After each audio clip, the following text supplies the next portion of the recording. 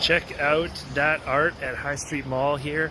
That is John Elliott, in part of our church, part of our youth group, grown up here at the church. Some of his artwork that he has put together for his school program and is now being featured for a special exhibit from Abbotsford School of Integrated Arts at High Street for Remembrance Day, helping us understand and reflect and realize the impact of those who have served to give us freedom and protect our land when nations are in turmoil and struggle and stuff like that. But the focus I want to talk about a little bit today with you guys is just recognizing that achievement of what it looks like when we take a God-given gift in our minds, our passion, and we do it for the glory of God. Because a lot of times we keep getting in our minds that there's this spectrum of the holiness of gifts, that there's, laying bricks is one thing, but singing on a worship team is better, right?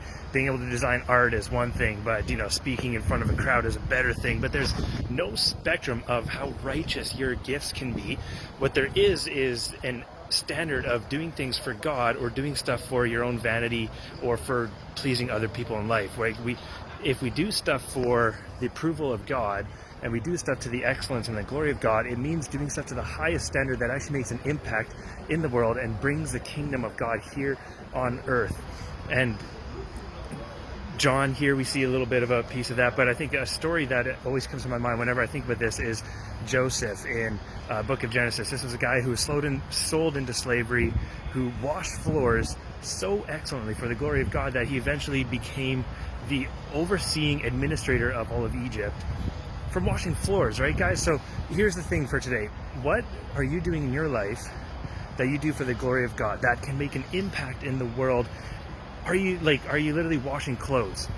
Or are you sawing logs, right? Are you writing down papers? Are you balancing numbers and budgets? But are you doing it to the glory of God that it makes an impact in your workplace, with the people around you, to the thing that will actually show people you do stuff for a high standard that is going to change the world, to show God's excellence, God's passion, God's gifting in your life, and then you can do that for His glory. So take it easy, Cedar Valley. Come by High Street, see John Elliott's exhibit. It's really cool. Abbotsford School of Integrated Arts exhibit.